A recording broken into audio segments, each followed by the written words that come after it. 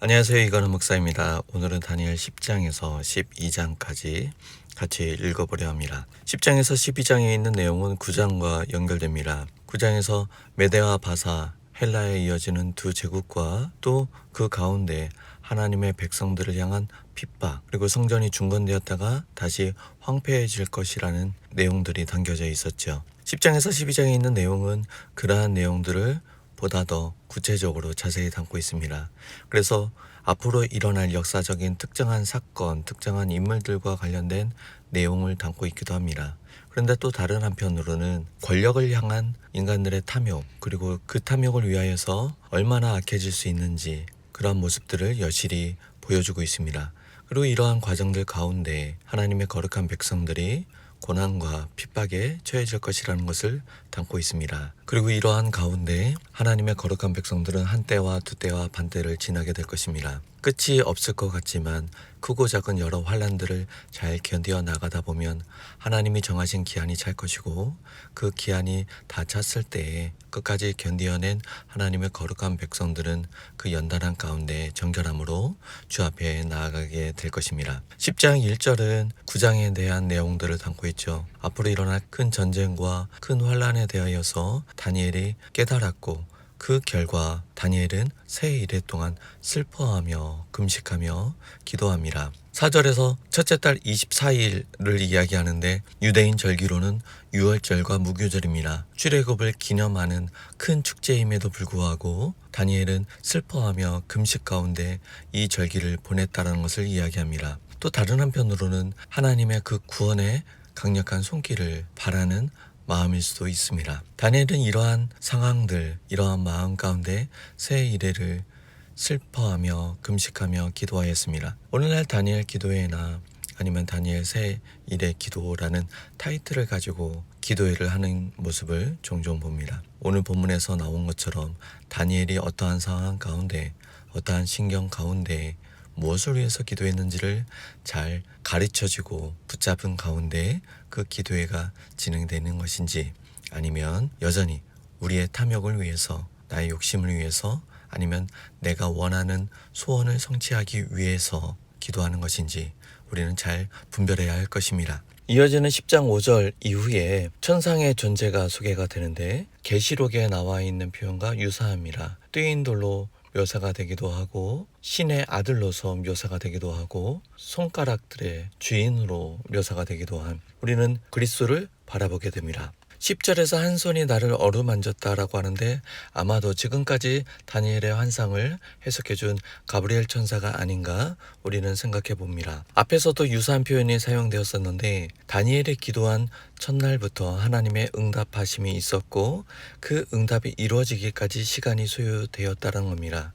거기에 대해서 이 천사는 바사의 군주가 21일 동안 나를 막았다라고 이야기합니다. 이 13절과 20절, 21절에 있는 내용을 통해서 우리가 유추해 볼 수 있는 것은 천상의 존재들 가운데 싸움이 있다는 겁니다. 우리가 사탄으로 지칭하고 있는 타락한 천사들과 하나님의 천사들이 영적인 싸움이 있다는 것입니다. 앞서 하나님께서는 바벨론이 멸망할 것과 또 바사와 메대 제국이 멸망할 것, 헬라가 멸망할 것에 대하여서 말씀해 주셨습니다. 인간들의 탐욕으로 일어난 전쟁들로 생각해 볼 수도 있지만 또 다른 한 측면으로 본다면 하나님이 역사를 이끌어 가심에 있어서 하나님의 역사를 대적하는 그 악한 영들과의 싸움이 있다라는 것을 보여줍니다. 20절에서 이어지는 환상의 내용들에 대한 설명을 해준 이후에 돌아가서 바사 군주와 싸운다라는 것, 그리고 나간 후에 헬라의 군주가 이른다는 것, 이는 바벨론 이후에 메대, 바사, 페르시아 제국이 멸망할 것과 이후에 헬라 제국이 세워질 것을 보여줍니다. 그리고 이러한 이 전쟁에 있어서 도울 수 있는 이는 미가엘 뿐이라고 이야기합니다. 이어지는 11장 1절에서 본다면 이 미가엘과 관련해서 메대 사람 다리오 원년에 그를 도와서 그를 강하게 한 일이 있었다. 그러니까 아마도 바벨론을 무너뜨리는 그 일과 관련된 것으로 우리는 유추해 볼 수가 있습니다. 11장 2절에서 바사, 그러니까 페르시아 제국의 새 왕이 일어난 다음에 네 번째 왕이 일어나는 것에 대해서 그는 부유하고 그 부유함으로 강해진 다음에 헬라 왕국을 칠 것을 이야기합니다. 하지만 이 페르시아 제국은 헬라 제국을 공격한 이 공격이 실패로 돌아감에 따라서 패망의 길을 걷게 됩니다. 이후에 3절에 장차 한 능력이 있는 왕, 그러니까 헬라의 능력 있는 왕, 우리는 앞에서 알렉산더 왕을 봤었죠. 그를 통해서 페르시아 제국은 무너지게 되고 헬라는 큰 권세로 거대한 제국을 이루게 됩니다. 앞에서도 살펴봤지만 4절에 보면 알렉산더 죽음 이후에 이 헬라 제국은 네 곳으로 나누어지게 되죠. 이 네 나라는 로마 지역과 소아시아 그리고 시리아, 애굽으로 나눠집니다. 그래서 5절 이후에 남방왕이 등장하고 또 북방왕이 등장합니다. 이 남방왕은 애굽을 이야기하고 북방왕은 시리아를 이야기합니다. 알렉산더 이후에 네 왕조가 세워진다고 했잖아요. 그래서 애굽을 다스린 데는 프톨레미아 왕조가 다스리고 또 시리아를 다스리는 북방 왕조는 셀루키즈 왕조가 등장을 하게 됩니다.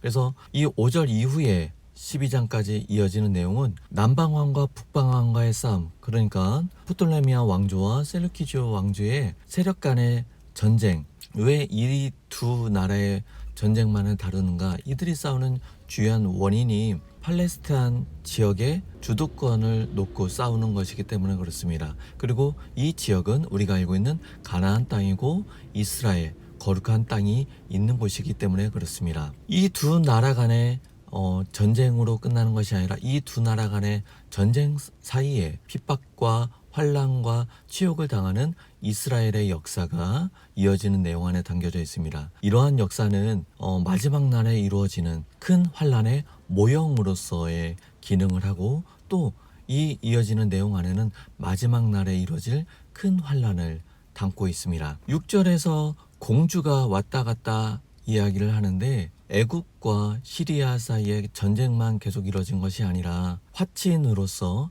애굽의 공주가 시리아로 보내집니다.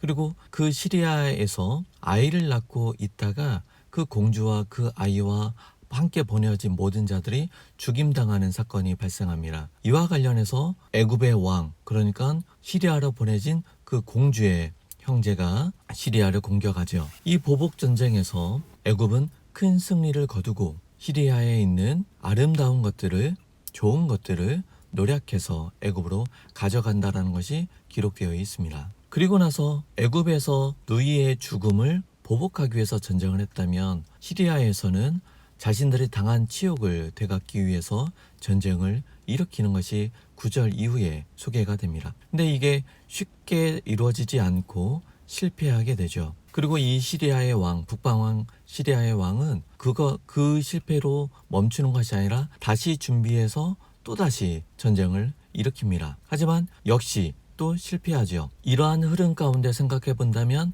팔레스틴 지역, 그러니까 이스라엘이 머물고 있는 그 지역의 주도권 싸움이라고 이야기했는데 애굽이 우세하고 있는 상황이기 때문에 지금 애굽의 지배 가운데 있는 거고 14절에서 내 백성 중에 포악한 자, 그러니까 이 애굽의 지배 아래서 독립하기를 원하는 무리들이 일어나는데 그들이 실패한다는 게 14절에 소개가 됩니다. 16절에 소개되는 영화로운 땅은 이스라엘이 있는 그 땅을 이야기합니다. 처음 서론에 이야기했던 것처럼 이 모든 전쟁을 통해서 피해와 핍박과 환난을 당하는 것은 이스라엘 백성들입니다. 17절에서 소개되고 있는 것은 이번에는 시리아의 공주가 애굽으로 보내지는 거죠. 그 딸을 통해 가지고 애굽이 무너지기를 의도했지만 그 공주는 오히려 아버지를 버리고 남편과 함께 애굽을 견고하게 하려고 합니다. 18절에서 이야기하고 있는 것은 시리아가 애굽과의 싸움이 원활하지 않으니까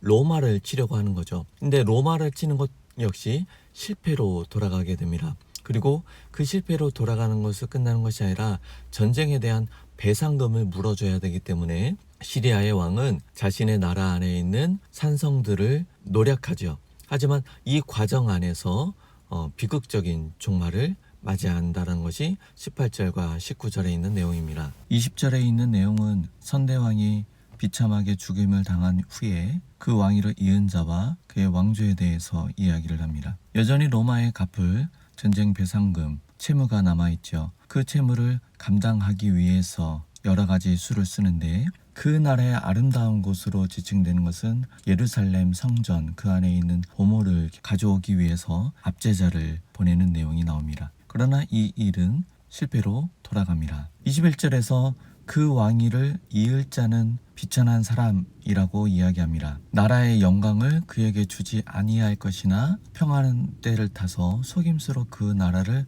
얻을 것이라고 이야기하는데, 이 비천한 사람은 앞에서 이야기가 됐던 헬라 제국의 작은 뿔 에피파네스를 이야기합니다. 그는 왕이 계승권에 속해 있지 않았지만 속임수를 사용해서 계략으로 그 왕위를 가져옵니다. 이 비천한 사람이라고 했지만 이 에피파네스에 의해서 애굽을 이기고 또 애굽과 화친 조약을 맺어서 평안할 때 애굽의 가장 좋은 것들을 노력하는, 그래서 이 비천한 자에 대하여서 거짓과 속임수로 계속 표현이 되고 있습니다. 20절에 그의 음식을 먹는 자들이 그를 멸한다라는 이야기는 시리아의 왕 에피파네스가 친 시리아의 세력들을 애굽에 세워놔서 애굽 왕의 녹을 먹는 자들이 배반을 한다라는 것, 그의 군대가 흩어지고 많은 사람이 엎드려 죽임을 당할 것을 이야기합니다. 이 시리아의 왕은 많은 재물을 가지고 본국으로 돌아갑니다. 그 과정 안에서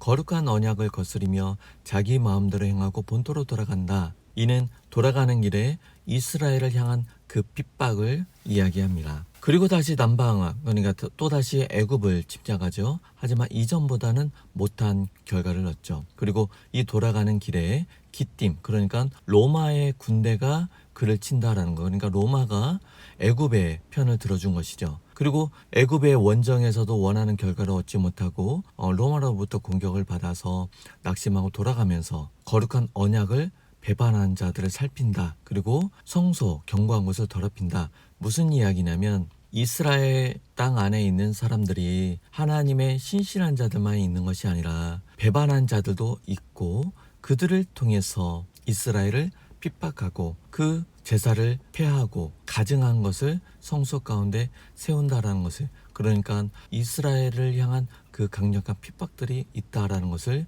이야기하고 있습니다. 이 핍박으로 모든 것이 그냥 당하고만 있는 것이 아니라 그 가운데 독립을 위한 싸움도 있고, 그 가운데 하나님의 말씀을 가르치는 지혜로운 사람들도 있고, 그래서 이 핍박의 시간들을 잘 견디어낸, 연단을 받아서 정결하게 되는 사람들이 마지막까지 이르게 된다라는 것. 이 연단의 시기를 잘 견디어내는 자들이 있다. 어찌 보면 하나님의 모든 환난을 허락하신 궁극적인 목적이 여기에 있습니다. 아직 정한 기한이 남아있다는 35절의 말씀은 하나님이 연단시키고 정결하게 이끄는 그 거룩한 백성들을 위한 시간들이 남아있다는 것입니다. 40절 이후의 부분들을 보면 애굽과 시리아의 전쟁, 남방왕과 북방의 전쟁 이야기를 했는데 마지막 날로 확장되어지는 것으로 이해가 됩니다. 그래서 지금까지 있는 내용들은 역사적인 맥락 안에서 해석이 될 수가 있었는데, 이후에 있는 내용들은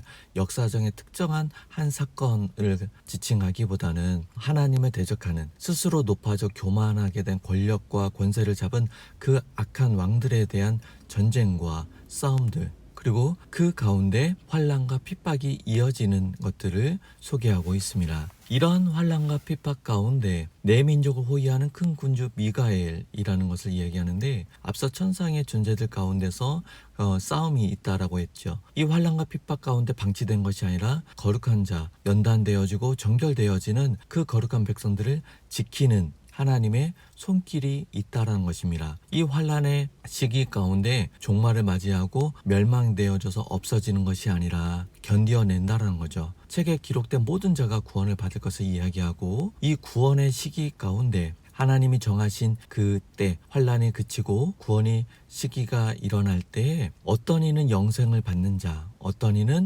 수치와 부끄러움을 당한 자, 마지막 최후의 심판을 연상시키는 그러한 표현들이 있습니다. 그리고 이 마지막 때까지 이 말을 간수하고 이 글을 봉함하라고 이야기합니다. 구약에서 바라보는 마지막 날, 마지막 때 여호와의 날은 특정한 한 날처럼 보여집니다. 예수 그리스도가 오심으로 말미암아 신약의 시대 그리스도가 다시 오시기까지 이 시기를 살아가는 우리는 이미 그 날이 시작되었지만 아직 완성되지 않았다라는 것으로 우리는 해석하고 받아들이고 있습니다. 이러한 환란의 시기가 어느 때까지 이어지는지에 대한 질문에 대해서 7절에 보니까 한때와 두때와 반때, 그래서 성도의 권세가 다 깨지기까지, 그렇게 되면 모든 일이 끝난다라고 이야기합니다. 다니엘서를 읽어나가면서 한때와 두때와 반때, 이레의 반절, 1150일, 3년 반을 상징하는 듯한 그러한 표현들이 반복되고 있습니다. 바벨론에 의해서 포로로 끌려가고 메대와 바사의 지배 가운데 있는 이스라엘 백성들, 그들에게 또 다른 나라에 의해서 핍박을 당하고 그 핍박이 끝이 아니라 계속 이어진다라는 것은 정말 비참함의 연속일 것입니다. 하지만 하나님께서 그 끝을 정하셨다라는 것은 또한 소망의 메시지가 될 것입니다. 이러한 환상과 해석에 대한 글들을, 진리의 말씀을 봉함하라는 것은 어느 누구에게도 알리지 말라라는 것이 아니라 주님께서 정하신 그때까지 주의 말씀 가운데 이 연단의 시기를 잘 견디어 나가라는 것입니다. 그래서 10절에서 이야기하는 것은 이 시기를 통해서 연단을 받아 정결하게 되는 사람들이 있지만 악한 사람들은 악을 행하며 아무것도 깨닫지 못한다라고 합니다. 이 10절에 있는 내용은 7장 이후부터 다니엘에게 보여주신 그 환상 안에 잘 담겨져 있습니다. 고난과 핍박 가운데 진리의 말씀을 붙잡고 하나님의 약속을 붙잡고 그 진리를 가르치는 사람들이 있는 반면에 오히려 주변의 정세를 바라보면서 언약을 배반하는 사람들도 있고 자신의 탐욕을 위해서 온갖 악행과 악의를 드러내 보이는 사람들도 있었습니다. 11절과 12절에는 1290일과 1335일이 나오는데 앞에서 언급한 한때와 두때와 반때처럼 하나님이 정하신 그 기한이 있고 그 기한 안에서 환난과 핍박이 있을 것이며 또 하나님의 약속을 붙잡고 잘 견뎌내는 사람들은 연단되어지고 정결케 되어 복을 얻게 될 것이다라는 것입니다. 우리는 주님 예수 그리스도를 기다리고 있습니다.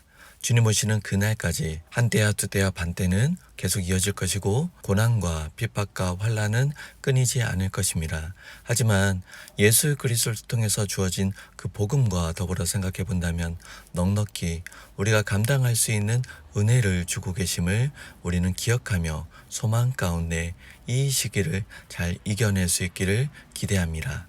오늘은 여기까지 하겠습니다. 감사합니다.